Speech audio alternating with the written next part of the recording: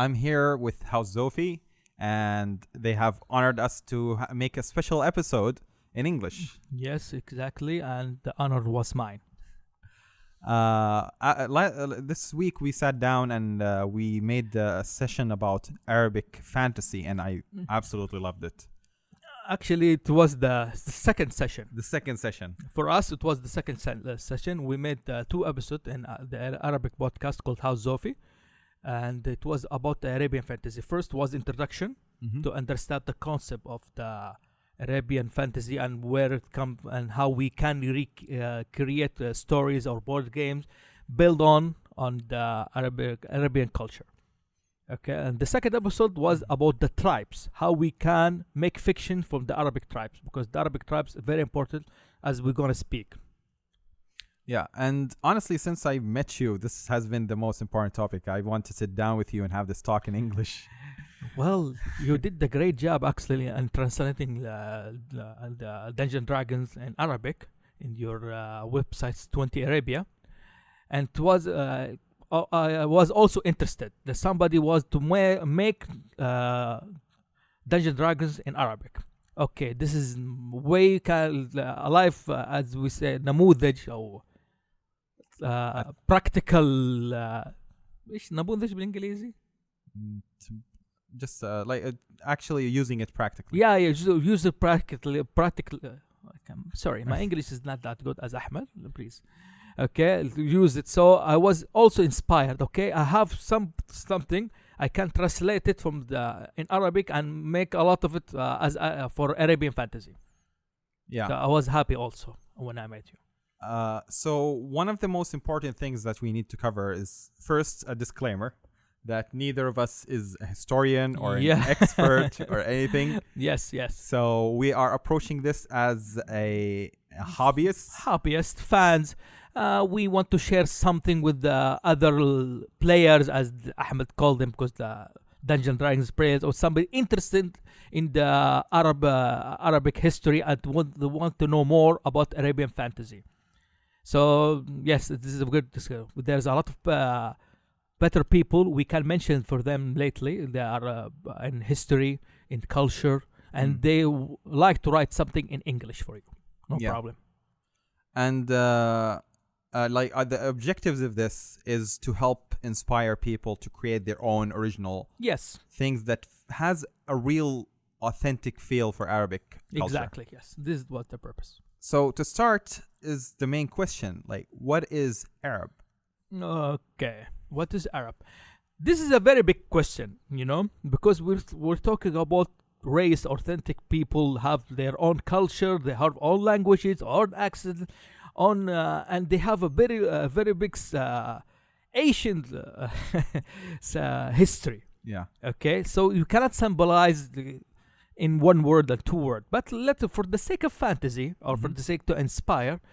Okay, you can say the Arabic who lives in the Arabia, who originated from the Arabian Peninsula. This is the first, and who speak Arabic, and have some the qualities or tradition of the Arab. What important qualities that comes to mind that are specific or very dominant in Arabic culture that comes to your mind? Well, first let me clarify this. Arab, they never was only living. When say Arab, some people think Arab, camel, or desert. This is so wrong. This is so not about Arab. The Arab, okay, we have some people who lived in desert and some tribes live in the desert, but that's not true. Not completely true. Okay, we have cities, we have kingdoms, we have scholars also, we have merchants. Yeah. Okay, I'm speaking about the pre-Islamic history. Yeah, exactly. The pre-Islamic history. Or how Arab was originated from that time. Okay, and also there were a lot of civilization at that time. So it's not about the desert and desert or camels or actually Arab have also sheep. They can we have another animals, we have cows, we have cows, we have sheep, we have donkeys. Something in Arab there is 2 as we saying side talk. When somebody see camels, directly we think about the Arab. Okay, all the people who live in the desert. Actually, there's two animals. Was totem, totem in Arab. There are two. The lion and also the horse. Okay, they were the symbolic and totemic animals for Arabic culture. Yeah. So we can the Arabian horse. This is honestly the topic of totemic history in pre-Islamic Arabs. This is gonna be a special talk I'm planning to do with you. This is what we're preparing for the third episode, actually, in Arabic for that Inshallah. one. So this is some of the qualities of the unique of Arab. Also, they were generous. Okay, they were good travelers. They know how to go and how they know the way. Not the meme, know the way. My friend was laughing, but they know the way. يعني يعرف بالعربي يعرفوا طريقهم. يعرفوا يسافروا يعرفوا They have good survival instincts. They know how to survive in the desert. They know how to travel properly. And by the way, let me add something. The Arabian Peninsula, it's not all desert. Now, it's not all desert. And before, it was never desert. It was green. Yeah, we have archaeological and we have a lot of this is what indications that it originally used to be like some kind of a heavenly place. And also in some of the Greek historian like Herodotus in Arabic, I don't know his name in English. Herodotus, when he visited the Arabian Peninsula, he said it was green. There is a lot of rivers, a lot of valleys. We have valleys now, but they are waste. But as we said, so the Arabian Peninsula was green that time. Yeah. There is after that winter desert. Okay, people start adapting a new lifestyle. The new lifestyle. Yeah. So, like you can have some kind of origin story that before the deserts, people lived in lush lands and greens and plains and actually, grasslands. You know, the east side of the Arabian Peninsula, or we say Kingdom of Saudi Arabia. Okay, the east, it was called Al Bahrain, not the country, the Bahrain, the small island on the east coast. No, the whole area from Kuwait until they reach the border of Emirates. This area called Al Bahrain because they say there was two river before that time flowing there. Yeah, that was interesting. So yeah, you can you can inspire a lot of stories from this. Even if I was saying something it was not entirely true or scientifically incorrect, but these are some of the stories that we hear and we know about. Yeah, you can inspire and do something. Yes. So we keep mentioning the pre-Islamic era. So why not take a lot more inspiration from the Islamic and like the Abbasid and the Umayyad dynasties. After okay. This is actually was inspired from the question your friend who following you on Twitter when he said how we can write stories or create a board game from the Arabian medieval time. Yeah, and this is the misconception of the Western world how they view Arab. Okay, because in Arab, we see the history period differently from the Western history. Yeah. Okay, they have the ancient times like the Roman, the Greek. After that, the medieval time, and the Renaissance of the modern age. This is not how we divided Arab history. Yeah. Okay, and when he said medieval time in Arab, in Europe, it was somehow they were. Less enlightened, they have less science and they have less, as we say, more. They have civilization, but what they call the الجهل بالهناك, ignorance. More ignorance at that time. So when there is ignorance, there is fantasy and there is magic and there is myths and legends. Yes, at that time, Middle Age, it was the golden time in Arabic world. Okay, so when you're reviewing, comparing, I'm seeing the history of Europe in the Middle time. When you go to the Arab world at that time, it was completely, entirely different. Okay, it was the golden age. There is enlightenment. There is the education, universities, and like there was a lot of inventions. Yes, so it's hard to inspire fantasy from technology. or yeah, at least a medieval fantasy from a technological. or as we can say, high fantasy. Yeah. You can fantasy, is divided by two: high fantasy and low fantasy. Yeah. It's very hard to make a high fantasy from that period. Yeah. Like the Age of Enlightenment doesn't really go well with gods and totems and idols, and you're the player. You can talk to them about that. Can you create a fantasy game from the Enlightenment? It's not gonna be easy. Huh? It's possible, but I'm not that experienced to get to do that. I'm sure there are other people who are more qualified, but from my level, it's not easy to get. Like when you have a lot of logic and you explain things logically, it's hard to go with fantasy because you know the right thing. You know why lightning is there. You don't say the gods are fighting up there. Yes, exactly. Okay, so if you want to inspire fantasy from the Arabian culture, you should go before Islam. Yeah. Okay. And when we say before Islam, it's not only it's not 100 years or 2 years. Before Islam, there were ages. Okay, there is civilizations. There were kingdoms. Okay, so and the ignorant time in the before the Islam, it was 200 years for me. Yeah. Only the past 200 years before the paganism was everywhere. They have a lot of beliefs that time. They have a lot of conflicts. Yeah. And they have a lot of rich material we can create fantasy from. That's true. That's why I said we should focus on that area. It's not hard to do something fantasy from the after Islam. Yeah. It's not hard, but it's not as easy from the pre-Islam. Yeah, compared to that, because you have a lot of material to work with. Yes, exactly. Just to clarify, like we have a name for it in Arabic, al-jahiliyyah. Al-jahiliyyah. And that means ignorance, which is, it's not lack of knowledge. It's more of an ignorance in behavior, ignorance in culture. Yeah, like there's racism, extreme racism. Let me clarify it. It's not like they were living in the racist society or no, it's not like that. Yeah. Because when they have the Prophet Muhammad was the peace upon him, the prophecy was come to him from Allah. The one who was closely their tribe, the main tribe from Quraysh, they chose to ignore his word, his teaching, and what truth he was speaking that time. This came from the word ignorance, the ignorance time, al-jahiliyyah.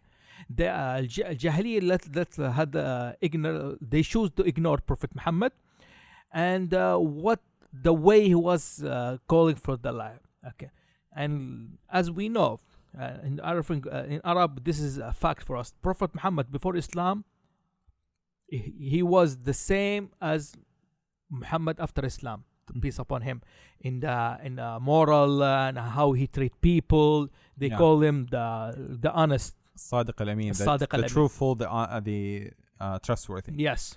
So they never knew something about him. Oh, there's something he said before. Yeah, his character never changed. Yeah. Before and after. Yes, exactly. But even though they knew that, and he would, as an honest person, they chose to ignore him. They chose to ignore his teaching, and also they gone war with him. Yeah. So that's why they call it the ignorant time. Not and for the sake of racism, when somebody act even after Islam, like 10 years, somebody choose to use a bad way in the ignorant time. For example, treating people indifferently. We say, we say you have some ignorance in you inside you. Like social class. Yes. Yes. Because a lot of people were used to be slaves and became free during the earliest period. So the Islamic era, during the time of the Prophet, a lot of people were free, but some people didn't, just out of habit. Out of habit, yes. Yeah, out of habit, they still use these slangs and these slangs. words. I said when said, but there is one of Sahaba. I don't want to get it, but when he said, let's skip this. Okay, let's skip this. Yeah. Okay. So we want to talk more about Arabs. you were telling me the other day that there are two very important things to Arab culture, like to make Arabs special. Yes. Okay. Let me. Like it's important to them. Okay. First, you don't want to talk about how the Arabian Peninsula shaped and how does it look. I want to just capture the Arabs first. Okay. Like, okay. I want to paint an image of who the Arabs are. Then we'll go to geography. Geography. Okay. There are two important things Arab care about before Islam, and even after Islam, we're still catching on this one. We're still using a lot of Yes, we still use it. Okay, and somehow the Islam just make it more easy or هذب وإيش يعني? Made it less complicated and made it less messy. Yes, less messy. The lineage from which tribe you are from, and also the merits or the morals or the ethic of this tribe. Yeah, the merits of that tribe. Yes, the merits, exactly. The best word is merits. العرب حسب ونسب. حسب merits and nasab lineage. Okay, this is most important for the Arab. Okay, from where they are, who their family, who their father, the great fathers, from which tribe they are, from which, as we say, clan, smaller or button or fakhd, from that the main tribe. Yeah. Okay, yeah. and everyone have their own merits. Okay, they compete against each other. They fight with each other, and also they ally with each other. Okay, this is very important. Okay, when somebody have, let me say a fact. Quraysh, why they choose to ignore Prophet Muhammad? Prophet Muhammad was from the Ashira or button called Bani Hashim. Okay, or the clan Bani Hashim. The greatest enemy at that time called the father of ignorance, Abu Jahl. Yeah. There is a story about him. He was speaking one of the Sahabas before the Sahaba become Muslim, and he said to Prophet Muhammad, he said to him, I know he is the Prophet. I know he is honest. This Sahabi was from another tribe. He said, then why you don't follow him? He was because we Abu Jahl from the tribe called Bani Makhzum. Okay, he said we were competing each other. They help the pilgrimage. We have the pilgrimage, al-Hujjaj. Yeah. We feed them. We were competing, but now they have a prophet. From where we gonna get the prophet? With what great honor they have. Yeah. So they choose to ignore the fact he was honest. So this is merits are very important. So Bani Hashim, okay, Bani Hashim have the greatest merit that they have a prophet. Yeah, they took it very personally. Yeah, take it very personally. It was not a joke. Take it personally. Yeah. So it was very important for them. The merits. Every tribe, they have their own merits and they have own lineage.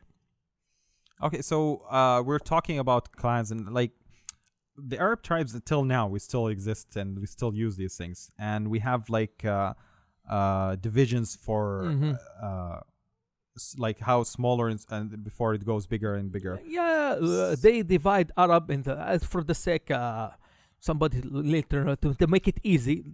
They divide Arabs in two ways. Okay, perished Arab and the remaining Arab. And the remaining Arab there are two branches. From the great father Qahtan, tribe Qahtan, and the great tribe Adnan. Yeah. Okay, this is as they divide Arab.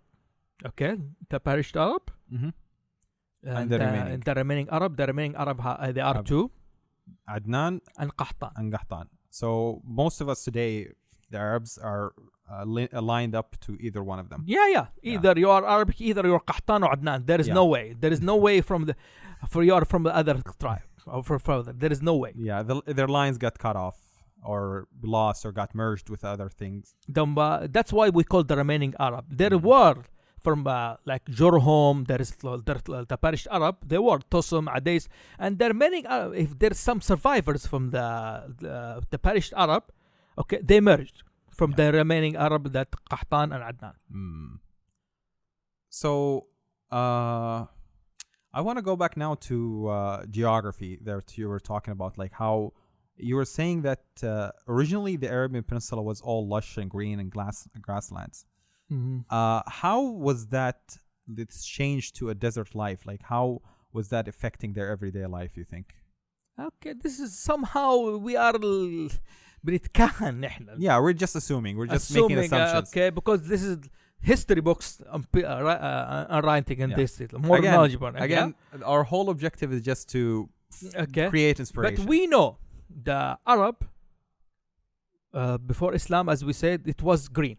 Yeah, long time ago. Actually, we have a hadith say, the judgment day will never come until the Arabian Peninsula become green again. Yeah. Okay, this is one of our beliefs. Yes. Okay. And scientifically it was proven. Well, the Ice Age in Europe, something like that, and the Arab world that was green, something like. Okay, but they have a lot of rivers, a lot of valleys, a lot of woods. Okay, this is can we say after that? By time it turned again to desert. Not again. It turned to desert. Not again. It turned to desert. Okay, and not everywhere, but the life is not easy. Yeah. Actually, I've been seeing a lot of pictures here in Saudi Arabia recently. Really green lands here. Yeah. No, we don't know about them. Yes, exactly. Somehow we can sense it's returning green again. Yeah. Okay. Listen, actually, let's see. We are very strange. When another cultures have rain, what they will do? I mean, nowadays. They go hide, they go put the sunshades and go. Okay? Yeah, they cover. We like rain. We see rain. Okay, it's raining. Everybody taking pictures and selfies. How is the rain? You can't see. Yeah. When it's raining, you can see us on Twitter that we are happy. It's raining. Yeah, that's true. Yeah, because somehow it's affecting us. Maybe it's our nature. I don't know, but this is what I observe. Yeah, we have a belief of blessing in rain. Yes. So it was green. After that, it turned to desert. Makes the life change that time. Okay. So some people lived on taking their cattle where it's green, and they as nomads. Yeah, but herding nomads. Yeah, herding nomads. And some people go to the east or near the coast, where it's more easier to live near the coast. And somebody there's some there's some green like till Yemen. It's green. Like, somehow it's it was very green until it's still is easy to have agriculture in Yemen. Yeah, that's true. Okay, and some lands like Al Medina, there's some agriculture there. Yeah. Okay, so you ask me what your question. Sorry, I got lost. From one of the things that we talked about is that the desert life is imprinted in our heads, like people are living in the desert. Yes. So how is that affecting the people? Like, what makes it so special? Okay. Yeah. As we say, they learn how to survive. Yeah. Okay. They count on astronomy. Mm-hmm. We say when they say some star, they know where how to go. Yeah. Also, they make roads for merchants to trade. Okay, become good traders because of that. Yeah. Okay, this is one of the unique qualities we have. And some people learned agriculture and moved to a better place. Okay, exactly from the great immigration from Yemen. Yeah. Okay. Somebody settled because they say the great dam Marib was broke. Yeah. Fall down, and some Arab immigrated from Yemen, and somebody go to Medina. And Medina, there is as we know, it's an agricultural place. Yes. The dates, the fruit dates come from there. Also from the eastern. Yeah, we have the agriculture is very heavy on the east and west coast. Not east coast. Not the west coast, as they say, because Medina there is and Yamba. Medina, Yamba, I don't know. I can't say for me. Okay, Medina, but I know historically Medina still. Yeah. We bring dates from there. Yeah, they still have farmlands. They have farmlands. Those still they have farmlands. We cannot say still. Okay, they have farmlands, so it make them how to survive.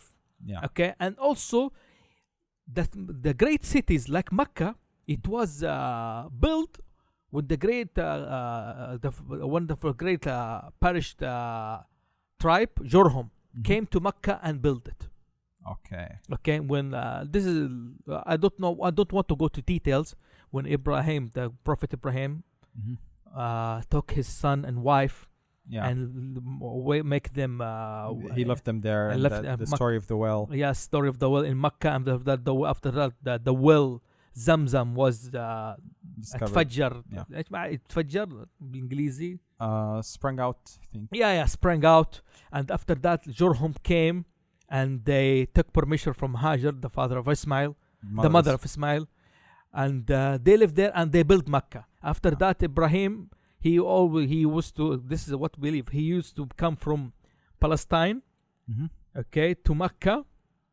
Yeah, to visit his by Buraq, the great. We have one of the great mythical creatures. For us, it's not mythic. It's not mythical. We believe part 100%. Of our faith. Yeah. Okay, part of the faith. But in other cultures, the Buraq. Yeah. He traveled every day on the Buraq and visit his son, and he built the Kaaba with it.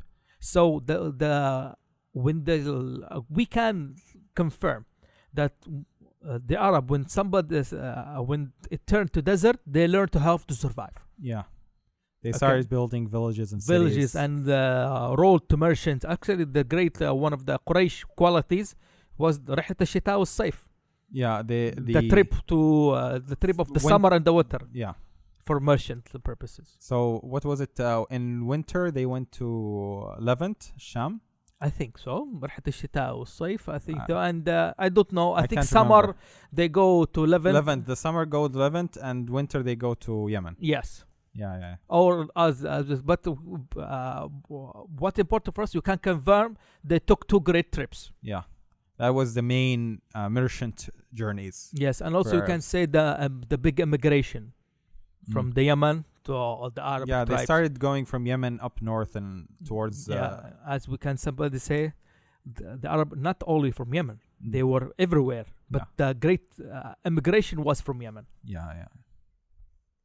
So I want to touch on the perished Arabs for a little bit. So you were telling me about Jurhum. They built Mecca, or believed to have built Mecca. Okay, they don't. I didn't say that Jurhum built Mecca. Okay, let's say where we believed Arab descended from. Okay, as we say, Arab, we believe that we are Semitic. Semitic people. Yeah. Okay, and the Parish Arab were from the branch Aram, son of Sam, son of Sam. Yeah.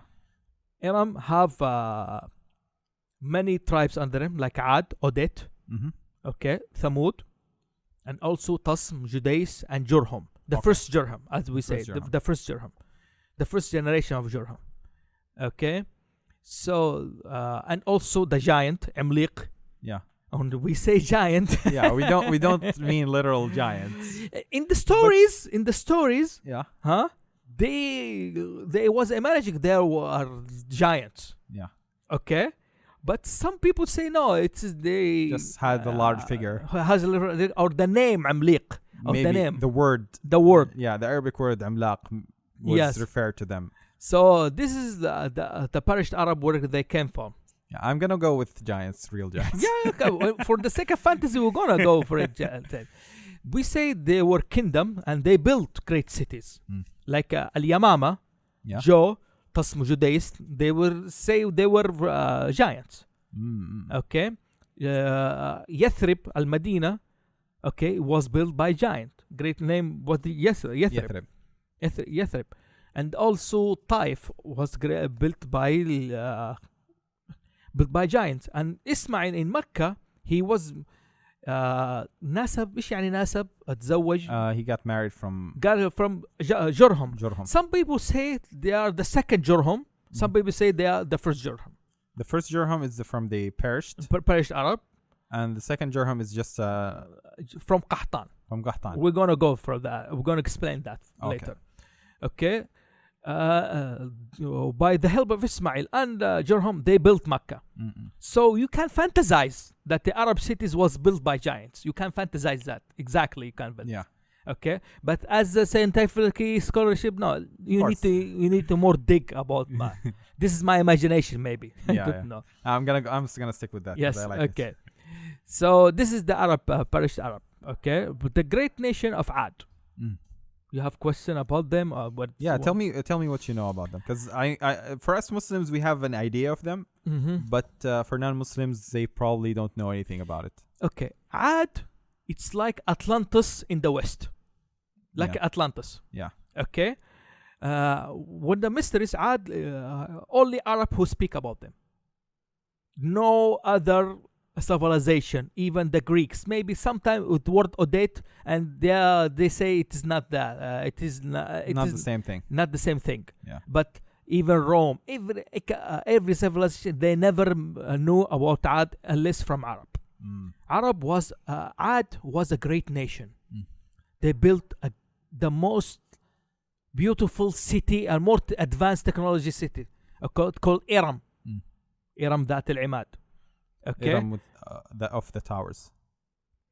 Or the pillars. Iram of the pillars. It was the pillars. I don't know the name in English, but they were sounds nice. Great building, and say they have factories.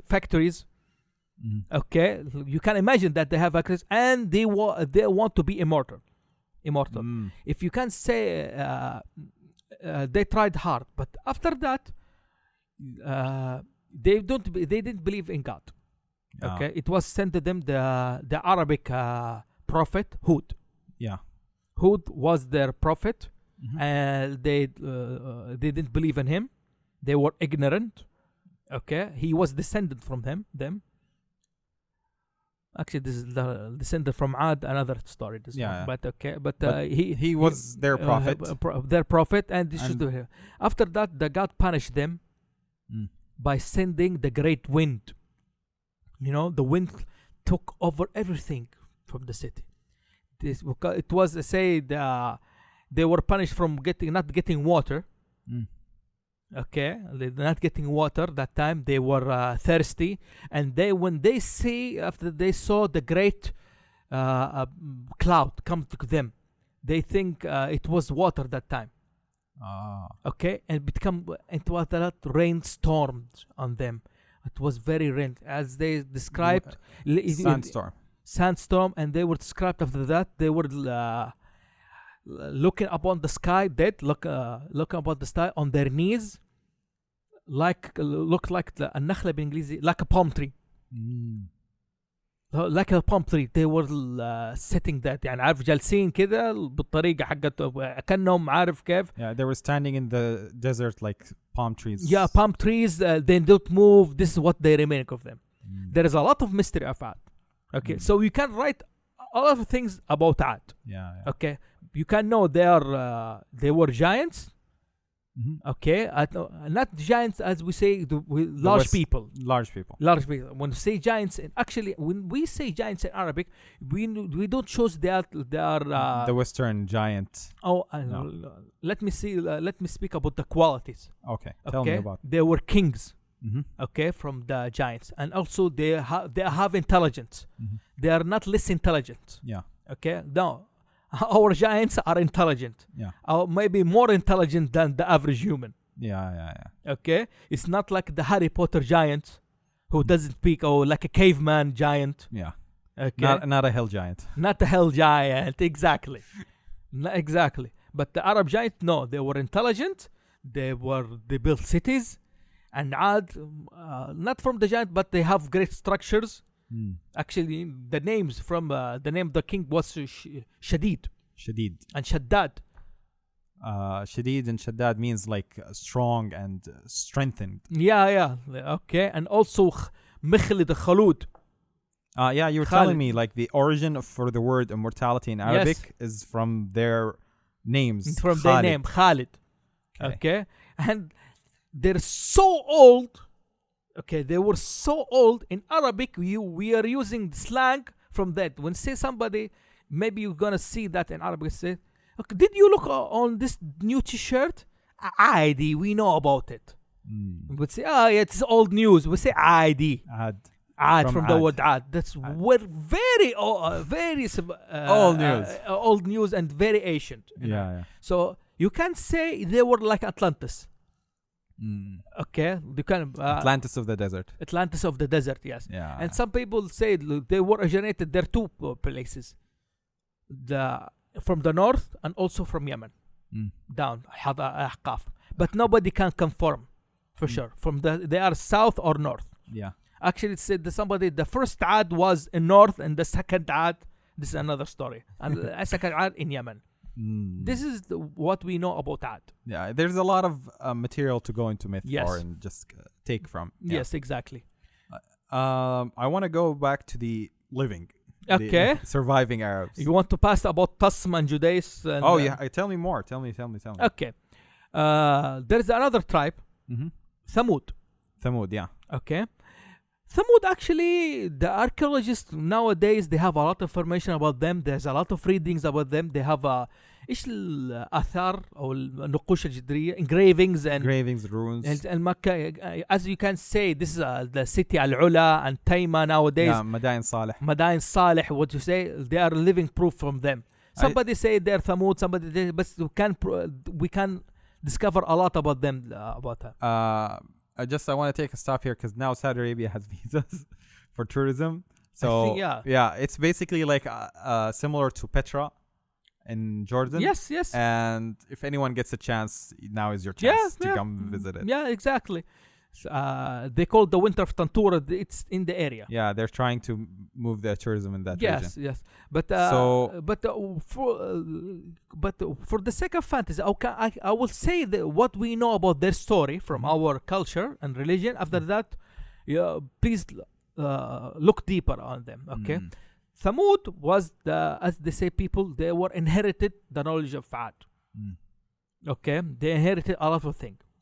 Okay.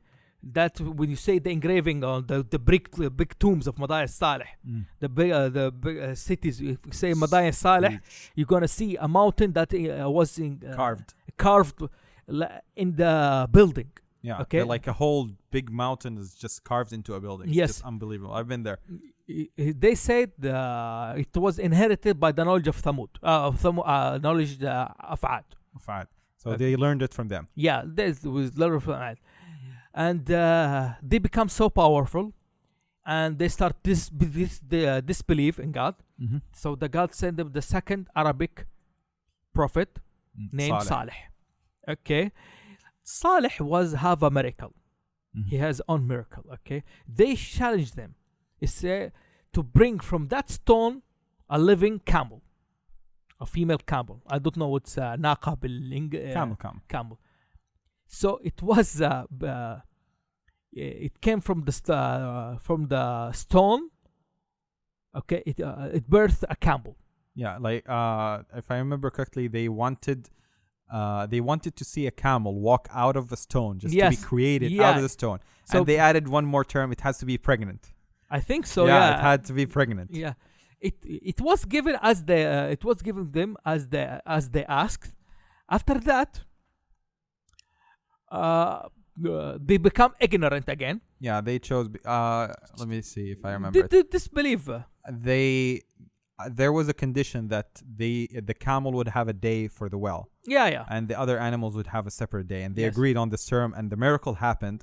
But once they saw it in real life, like they don't get to use the well on these days for the camel, they didn't like it, so they ended up killing it. Slaughtered. We don't say they slaughtered. They slaughtered the camel. So after that, they got punished. What their punishment was? I remember. Sayha? Shout. The big shout. Yeah, the big shout. The big shout and become perished after that. Yeah.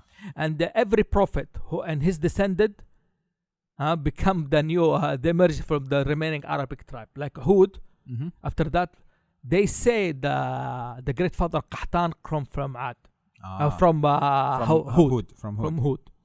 And Saleh and the remaining believers merged and the other Arabic tribes. So, and Tasm and Judais. Tell me about them.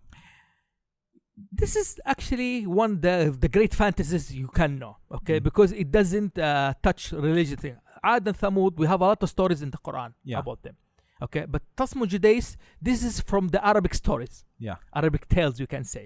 Folklore, okay? The ancient folklore, okay? There were two tribes, Tasm and Judais. They say they were brothers, okay? There are two giants that they were brothers, and they live in the same area. After that, Tasm become ظلمة, unjust. They become unjust, and they start killing and slavery from Judais. Okay, there was a great lady called Afra. Okay, she started the riot or the revolution against Tasm. Okay, Afra, yeah. And because they say the king of Tasm was named Amliq, giant. Yeah. His name is Giant Amliq. Okay, and he was so dictator. I don't want to use dictator. They're طاغية. إيش الطاغية? Tyrant. He become tyrant. The story said he initiated an order that every girl before when she's married, okay, he must sleep with her first. And Afra was one of the victims, and she refused to sleep with him, so they started the riot. This is exactly what happened Braveheart. In Braveheart, as they say, okay, but it was after that Afra, not William Wallace. Okay, and they won, and they ruled the city. Yamama, Joe. Okay, Joe they called in ancient time, but Yamama later. When they Judeans living there, and the reign of Tasm want revenge. Okay, so they called the kingdom of Himyar in Yemen to help them against Judeans, and one of the women from Judeans called Zarqa al-Yamama. Okay, the blue dove. Al-Yamama, the blue dove. Okay, the blue dove. They say that she has the ability to see 3 days straight. Yeah, she can see a distance of 3 days. Yes, for 3 days. And they warned them that she's saying the great army of Tasm and Himyar from 3 days, and they didn't believe her. Okay, then after that, there's a lot of stories that they say they discussed themselves in trees. Yeah. But I'm not. For me, I didn't read that, and I didn't see that. Maybe another people can say. But there is a myth about that. Yes, but what we can say that Zarqa al-Yamama can see it for 3 times, and she saw She saw them coming, and she warned their tribe, but they refused to believe her. Okay, because who can see for 3 days straight? Okay, and they won. They won over Judeans, and they occupied them again. Okay, and they become perished after that. One of the things for fantasy seekers, we say when they capture Zarqa al-Yamam, the blue dove, okay, they took her eyes. They want to learn the mysteries, why she can see 3 days. They say a lot of blue إثمت الكحل. إيش كحل in English? I think I'll check it out now.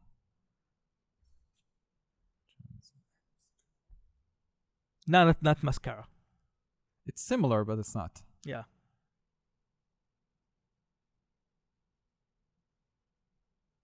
Eyeliner? No, it's Kohl. Kohl. You can say Kohl.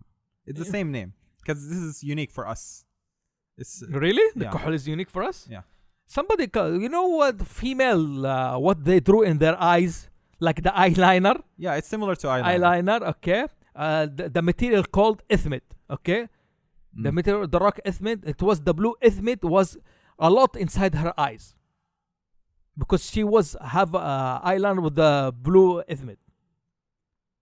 According to Wikipedia, it's an ancient eye cosmetic traditionally made by grinding stibnite. Okay. But it's basically a mascara and eyeliner. Yeah, for the sake of fantasy, they saw 3 days Yeah. That what gave her the power to see 3 days straight. Okay. So you could say that like some kind of magical material. Yes. Yeah. For a mythical purpose, you could say you get the ability to see a longer distance when you use this special mascara. Yeah. By the giant they create what?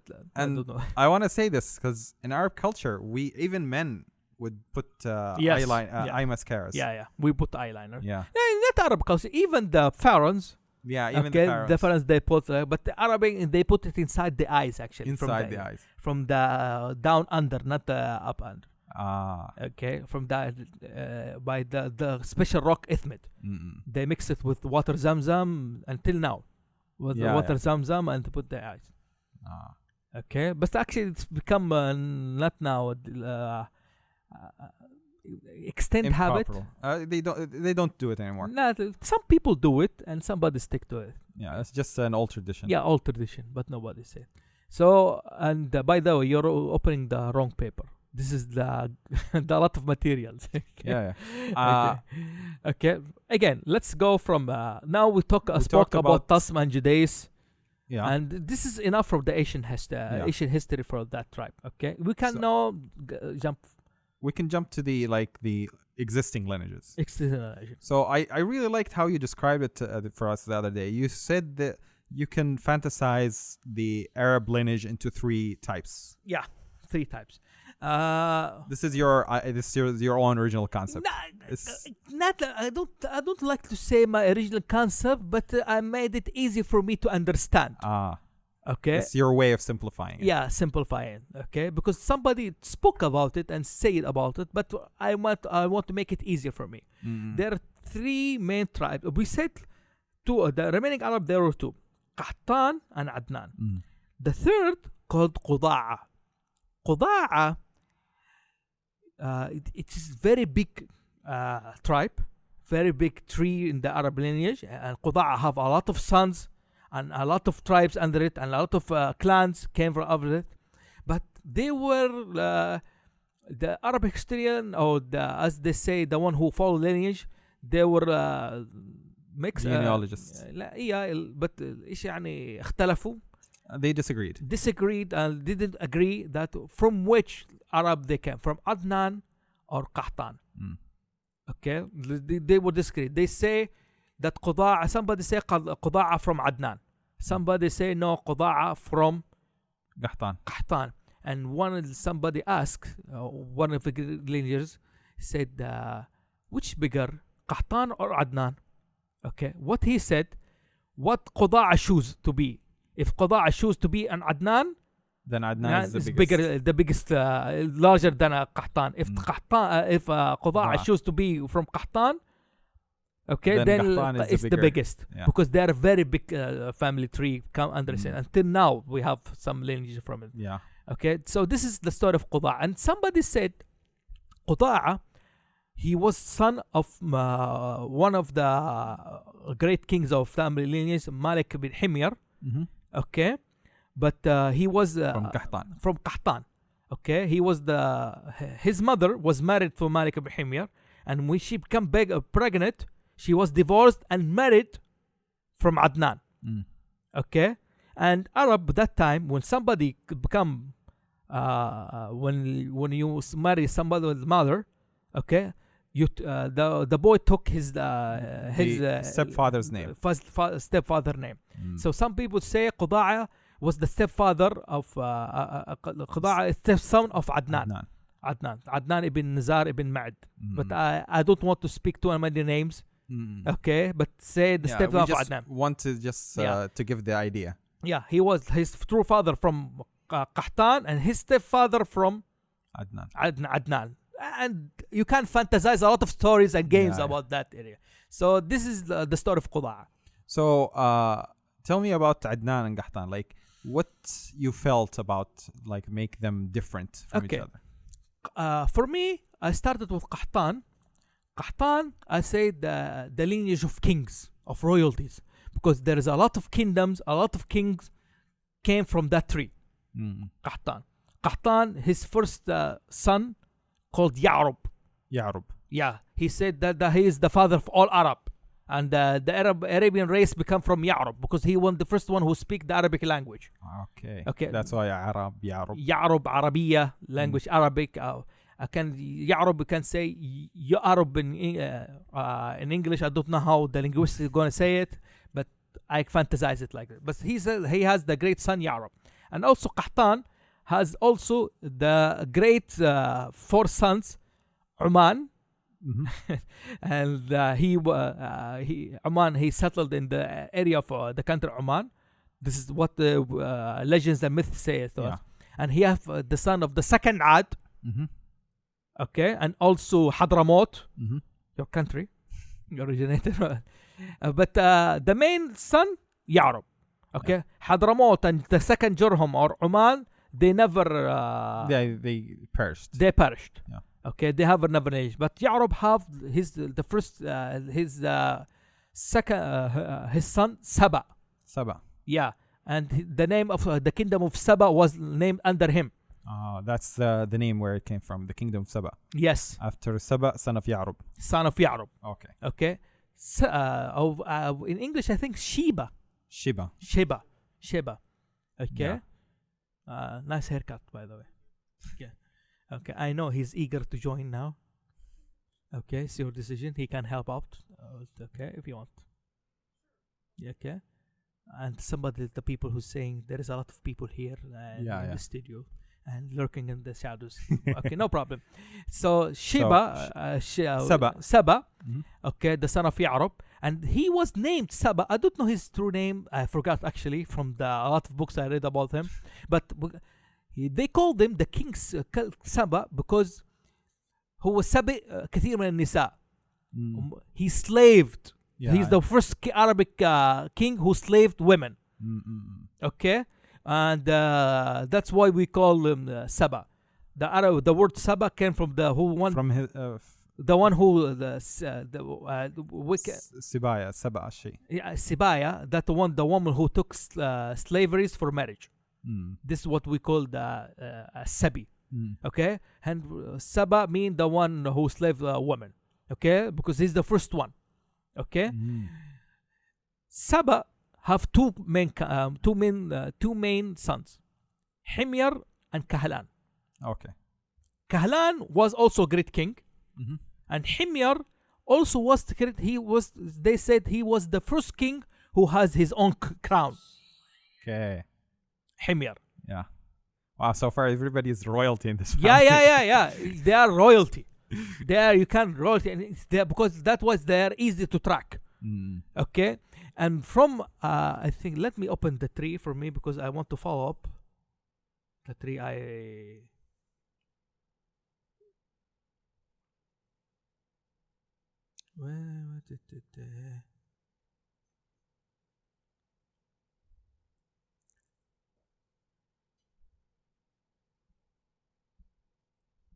Okay, I have the map of me here.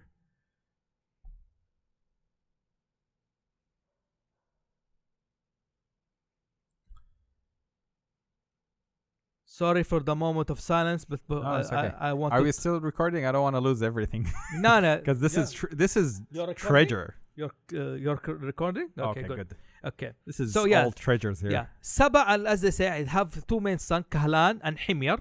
Okay. Kahlan, they say Himyar is the biggest one, but Kahlan, he have the most families and tribe under him from the royal tree. Okay, Kahlan, they were descended the two great ancient kingdoms, Al-Manadhira, the city of Hira. They were aligned with the Sasanian part of Persia, and the other kingdom Ghassan. They were in the what to say about the Sham? Levant. They were in the Levant area. And actually Ghassan and the Manadhira, Hira and Busra, they were always fighting each other constantly. Okay, this is like a theme everywhere. Every cousin tribes, cousin families are clashing together. In Arab, okay, always the we call there is always dualism. Not dualism. There is another dualism. We see duality. That's mean right or left. Somebody who look right and different, or North Pole and South. No, it's not like that. ثنائية, that's rivalry, more than rivalry between two brothers. Okay. غسان and المناذرة, okay, or لخم came from the same family tree, كهلان. Okay. مناذرة and غساسنة. Yes. الحيرة was a kingdom in Iraq. They were alliance with the Persian, the Sasanic kingdom, and also the Ghassan was in the west. Okay, in they Sham. Were aligned with the Romans. Okay, and especially the Constantinople Roman, not the Eastern Rome. Yeah, the Eastern Rome. It's the Eastern Rome, not the West Rome. Okay. When Sasan, Persia, and Rome has Cold War, they always used those two tribes to fight each other. Okay. So always rivalry between them. By the way, both these tribes are Christian. They're both Christians. Yes, they're both Christian. But the Ghassan goes well with the Romans because both have the same religion. Al-Manadira, the great city of Hira, who run the great city of Hira, okay, they never go well with Persians. Actually, they have wars at some point against each other. Because the Persians at that time were, I don't know the Arabic, the English word for it. They worship fire. They worship fire. Okay, they worship fire. And they were Christian, and Christian paganism of fire they didn't go well. So let's talk a back step a little. Kahlan has many royal blood in him. Okay, he was the second king after his brother Himyar. Actually, they say Himyar and Kahlan, they shared what? They shared the kingdom, ruling the kingdom to each other. They were neighbors, and they shared the crown. Okay, but Himyar definitely, he was the one that's the first crown. Okay, so Kahlan, there is a lot of tribes, royal blood on him. As we say, Al-Manadira, Al-Ghasasina, also the kingdom of Kinda. Which we still have people from there. Yeah, it's still Kindi. The Kindi. There was the kingdom of Kinda that was ruled even over Najd, Najd and also Al-Hira and some of the Yemen. And also there were great tribes under him called Al-Uzd. Okay. Like Al-Aus, Al-Khazar, the great Al-Uzd was remember when we talk the great immigrants. Yeah, the immigration. From Muhammad, you don't need to pass through like you're going under the cave. It's okay. Okay. Immigrants. They immigrated from Yemen after the dam. Okay, they settled in the part of the Arabian Peninsula at that time. Yeah. Okay. They have the Aus and Khazraj from there. Aus and Khazraj, Khuza'a. Khuza'a have also... Let me stop a little bit. They called Ghassan, the son of Ghassan. Why they called the kid of Ghassan? Because the tribe, they drink from the water near the dam, Ma'rib, called Ghassan. The well of Ghassan. Not the well. Buhayra, Naba'. Spring called Ghassan. Okay. So they called the Ghassan because they drink from the water, the spring Ghassan. So they were named after that merit from that action. Yeah. Okay. Ghassan. Okay. And Al-Khuza'a, they were called Khuza'a because they took a part of they were late from the immigration and they never fall. Khaza'u. Okay, they were late at the immigration and they settled in Mecca. Yeah. Okay, and they fought with the great tribe of Jurhum over there, and they took over. Okay. Khuza'a, actually, they said the first one who bring paganism to the Arabian Peninsula, it was Khuza'a. The great god Hubal from Iraq. The great stone, not the great god, the great stone from from Iraq to Mecca. Yeah, they were kind of monotheistic before, like a Hanafi. Yeah. They followed the same faith that they were learned from Ibrahim, from his son Ismail. Yeah. They were and this guy went and brought a stone to create idols. Look, there is a story. For sake of fantasy, let me say this story. Okay, when Khuza'a emigrated from Mecca, from Yemen to Mecca, okay, they will have a priestess with them, Arabian priestess, al-kahana. Okay, I don't know what the word kahana for English, maybe priest, I don't know. Okay, but the al-kahan, the one who can predict, like a not predict the diviner. Yeah, who can predict something, can see what and Arab, they always count a lot of kahana. Say go to Mecca, and they were living with Mecca, and after that they fought with Jurhum over there. Okay, and they say the descendant of Ismail never do something. He was unbiased. He just look upon them, look and fight. And Jurhum, when they lost, he didn't join sides. Yeah, he didn't join sides. When by the way, Ismail is the father of Adnan. Okay. Okay. Qahtan, as we say, Qahtan, the father Qahtan. I don't want to go through it. Yeah. Okay, but for information, that Adnan was descended from Ismail. Qahtan is another story. Yeah. Okay. Ismail, as we say, yes, when Jurhum and Khuza'a fought, okay, what did Jurhum did? Okay, they buried the well in Mecca of Zamzam. They buried the well, and after that they lost the war. Okay, and Khuza'a took over the Mecca without any water. Okay, so when the one called Amr bin Luhay, the son of the one from the Khuza'a family, tribe, he went to Iraq or the north area of the Arabian Peninsula. I don't remember Iraq or Sham, but I see some people who worship Hubal or Hubal in the Ashurian. I don't from the Iraq people that time. He said, why you worship that? He said, because he bring water for us, and so he chose to become ignorant and bring the first stone or the first idol to worship in Mecca.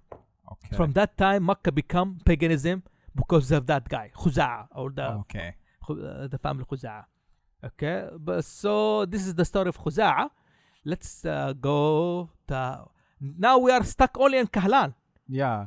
I think we got like a really good picture of the like all of them are royalties. Yes, we can say the Qahtan there's a lot of royalties that they were king. So let's talk a little bit about Adnan. Okay, Adnan for me still about the enigma, but you can say they don't have kings. They never few of them live in cities. Yeah. Okay. Most of them live outside the cities in settlement. Okay. This is what I'm gonna say. Yes, this is the word.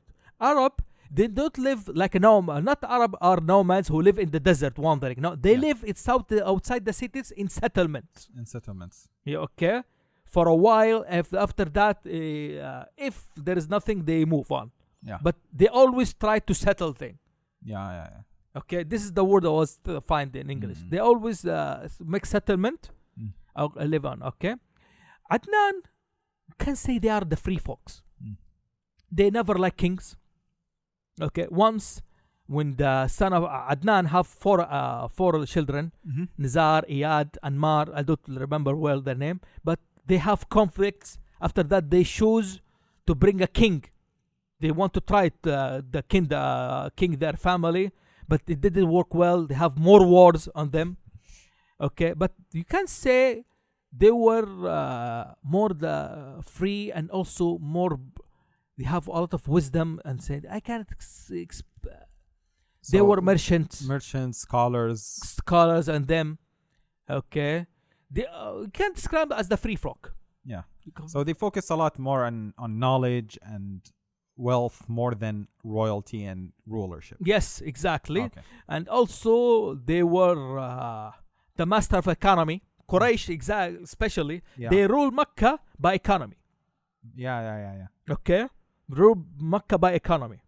Okay, when some other tribe come to when they look, all Arab even before Islam come to Mecca for to make Hajj, for pilgrimage. Yes. Okay.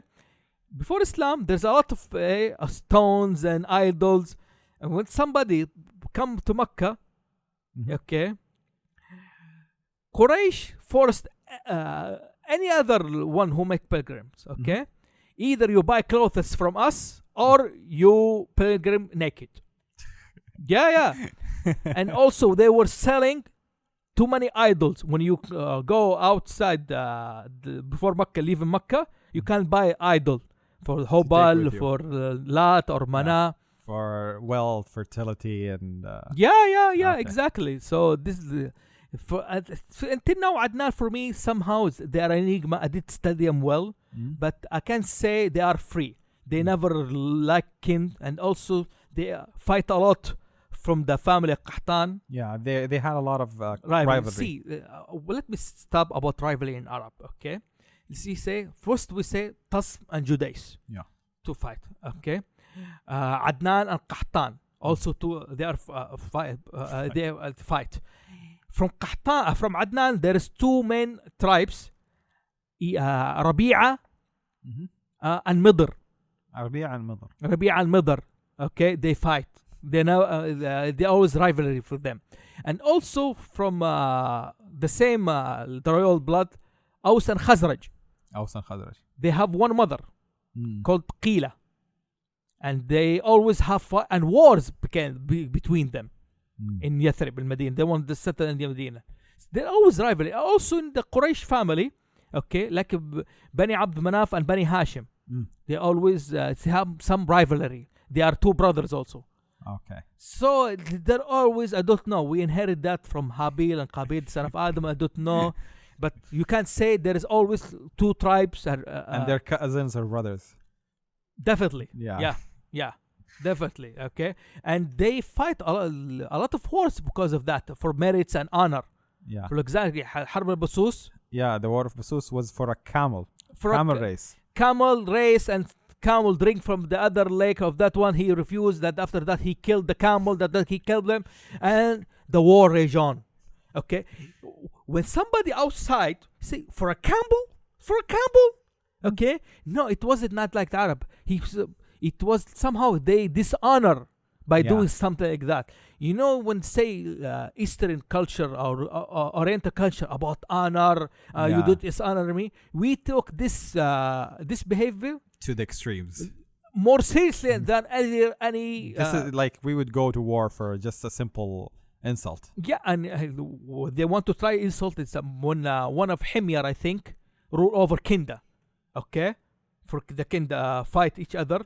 He has see descendant of Kinda. When he took his daughter, he make his daughter, the daughter of Kinda, marry a lesser man from another tribe to dishonor this family, to downgrade their merit. For example, the last kingdom, the last king of Ghassan, Jubra bil Ayham, okay, he was king.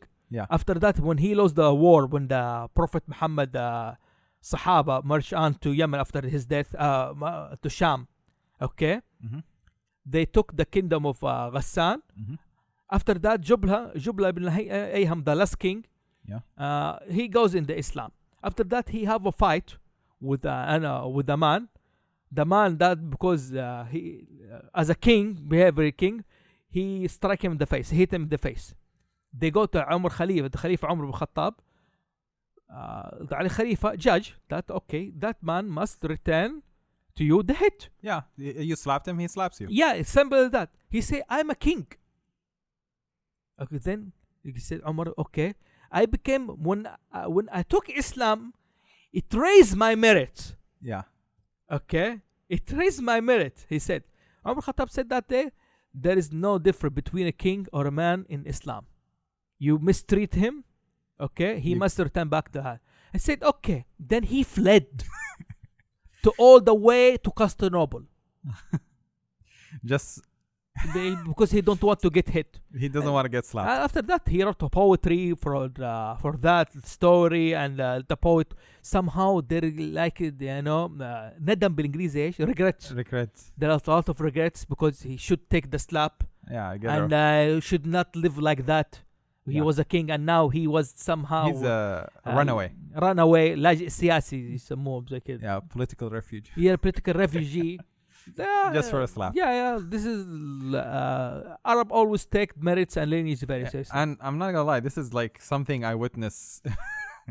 We still have this crazy stuff today. This still how somebody, but not extreme as before. Yeah, like here in Saudi Arabia, it's not as extreme, at least as far as I saw. Mm-hmm. But because I lived a big part of my life in Hadramaut, and we don't have this settled atmosphere as you guys have here, these practices are still predominant. This honor, and they're gonna start trouble for the simplest insult. Yeah, but before it was before Islam, they wage wars. Yeah, against each other. Yeah. Okay, because we have more merits than you. Okay, really, they will have more merit than you. So every merit, as I said, Makkah, the Abu Jahl, he chose to ignore the Prophet Muhammad because he knows that his family never gonna take this merit, the prophets. Yeah, they have the prophets, but they don't. Yeah, they have a prophet, we don't. So this is a very important thing you should consider when you're writing. You were telling me something about the Aus and Khazraj and royalties and the merits. Okay, this is for me as to simplify things, as I say. Okay, as I said, Aus and Khazraj, they were brothers, and after that become big tribes, and they settle in Medina. Or Yathrib, which is today in Medina. Today in Medina.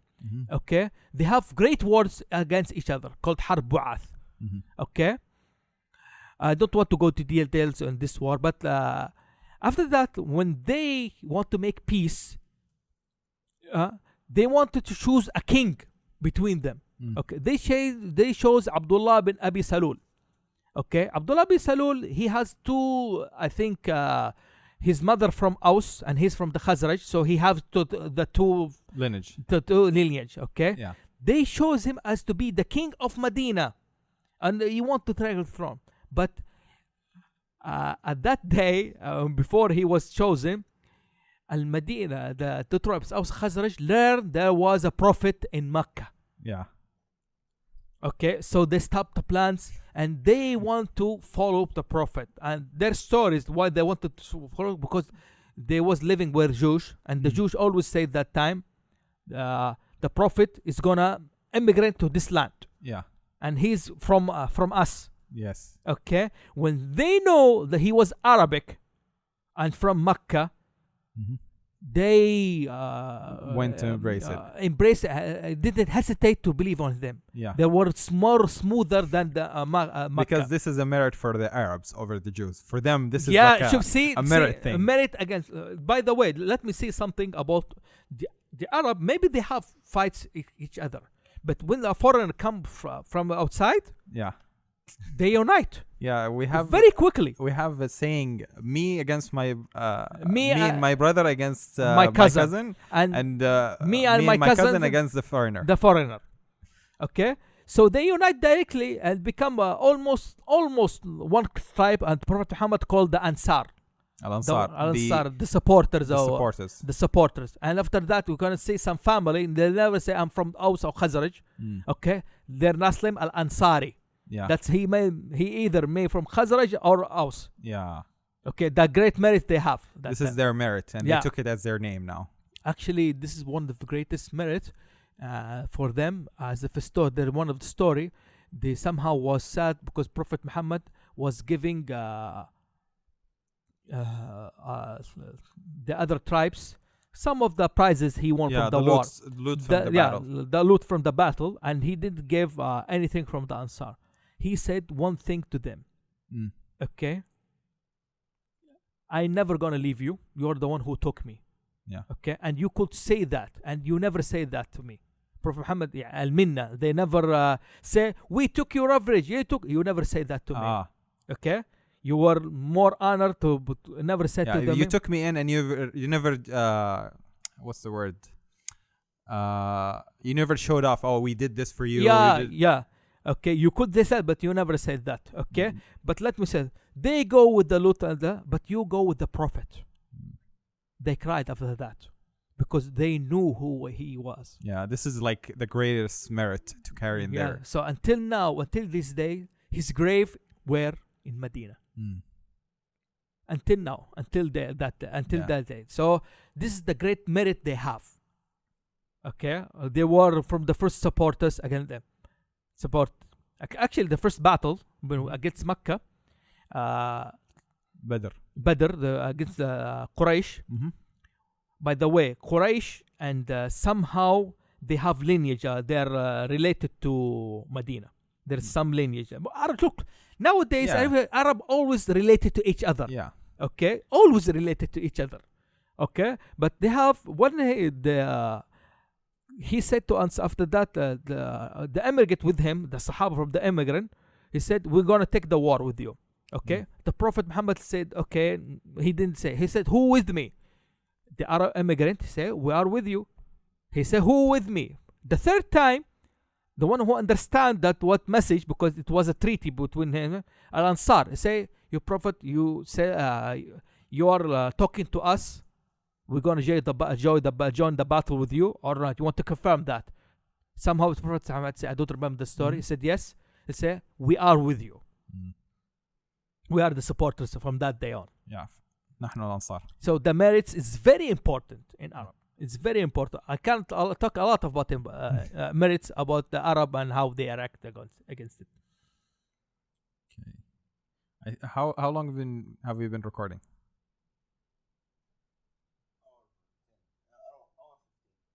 Hour 15. You have maybe last question?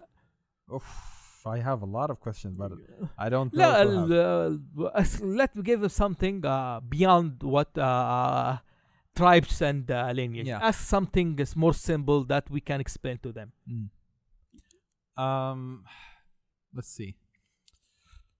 I actually want to know more about merits, like not tribal merits, like if you know any individual merits or smaller merits that because for my followers are into D&D and most of the stories follow a small group of people. Okay. So what comes to your mind from merits of individuals that hits this kind of category? I know it's it is out of the blue. It's more open question. Yeah. Okay, but let me simplify things about lineage, about it, a merit symbol there. One of the kings of Ghassan, called the Phoenix. The Phoenix. Yeah. One of King of Ghassan called the Burner, because he's the one who first burned people as a punishment. Okay. From Quda'a, there is one guy, one man, have his name of his name of his children from completely from animals. Oh.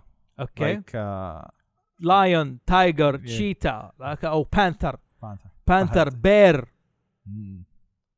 And bear, and also there is one mother from Khuza'a. Khuza'a is a big tribe. Yeah. Okay. There's one female. She marries too much from Khuza'a, man of Khuza'a. Okay, and so she had a lot of children. Okay, from Khuza'a, from another branches of Khuza'a. Let me explain that. Maybe it doesn't somehow. Okay, there is one female. Okay, always remarry.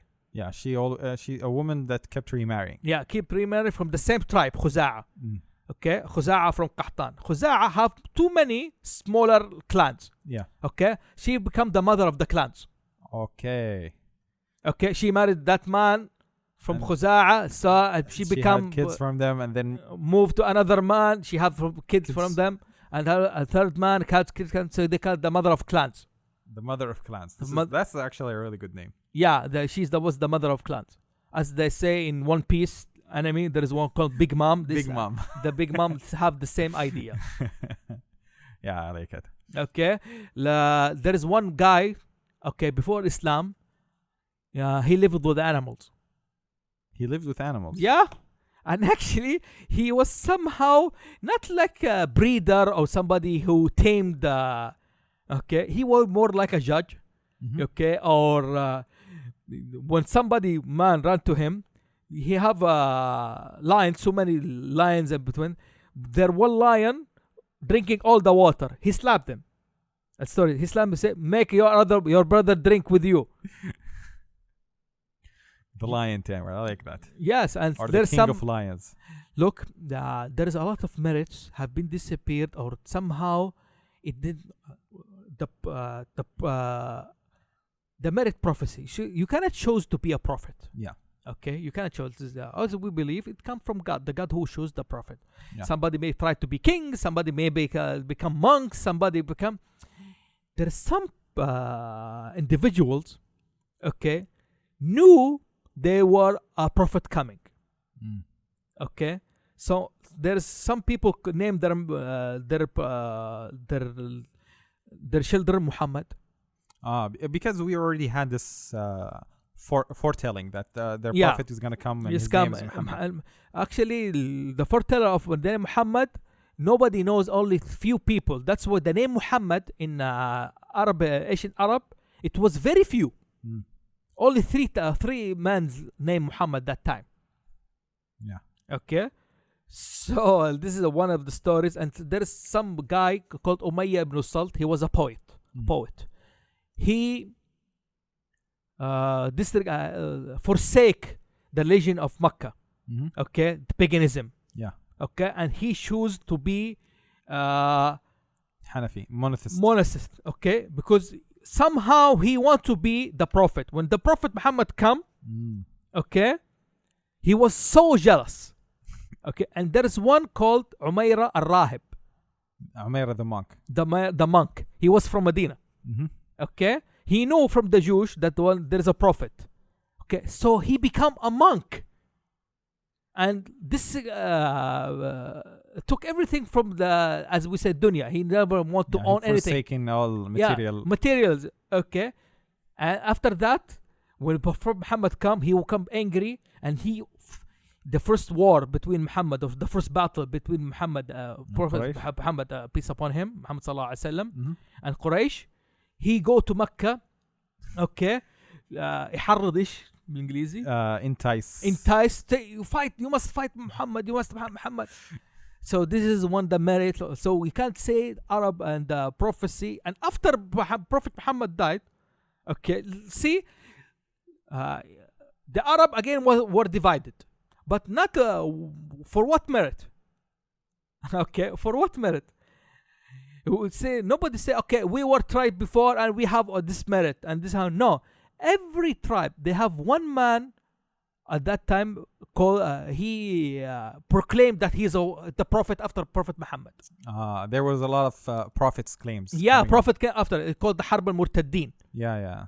Okay, again, they directly after Prophet Muhammad died, there is another like Musaylima. Okay, like Al-Aswad Al-Insi from Yemen. Yeah. Okay, like Talwah ibn Khuwaylid, Sujah. Also, there were a female proclaimed that she was a prophet. Yeah. Okay, there is a lot of them. But let me say again about lineage. Okay, after the defeat of Musaylima was from the tribe Rabi'a. Yeah. Okay, they are Rabi'a. He was the brother of Mudar. Okay. Brother, they chose to follow after they surrender and they follow the Caliphate Abu Bakr, the first Caliph after Prophet Muhammad, peace upon him. Okay, they went to Medina. Okay, as they for showing loyalty. Okay, he said Abu Bakr, by the way, was the most knowledgeable man about tribes in his lineage. Yeah, he was a very famous lineage expert. Yeah, expert at that time, especially Quraysh. Yeah. Okay, he knows everyone from. Okay, he said, "Let me hear some of the prophecy of Musaylima given to you." They say to him, they said the songs, what he said to them. The Arab, especially in language and poet, they were expert. Everybody they know poet, and that's why the Quran for Arab, it's the miracle. Yeah, it's the big challenge. The book challenge. Okay, nobody until now have this book, the Quran. Okay, and Abu Bakr said to them, Where were your minds when you hear that rubbish from Musaylima? Why? You're not stupid. You're a poet and you're knowledgeable people. What they say, very good word, say, the liar of Rabi'a is better than the honest from Madr. Because Prophet Muhammad was from the lineage Madr. His was great tribe after the Quraysh. His lineage go back to Madr. And Musaylima, his lineage go to Rabi'a. He say, so they wanted the merits. The merits. He say, كذاب ربيعة خير صدق مدر. Okay, the liar of Rabi'a is better than هذا. So this is the, you cannot think of, for me, I cannot think about merits and lineage. This has been a treasure trove of really good material and inspiration, honestly. Yeah, we're just hobbyists. We're trying to go in depth in inspiration, not in fact. Yes. And this was fun, and I am looking forward to do this again with you. Inshallah, we're gonna talk deep about it. Inshallah. Thank you very much. Thank you, everybody.